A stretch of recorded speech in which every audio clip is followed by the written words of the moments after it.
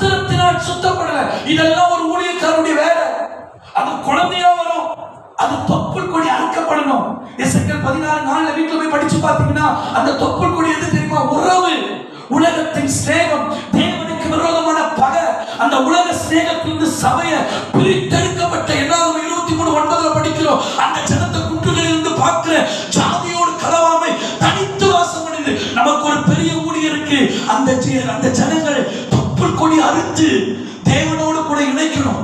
இரண்டாவது, தண்ணீரால் சுத்திகரிக்கப்படணும், ஞானஸ்தானத்துக்குள்ள நடத்தணும்.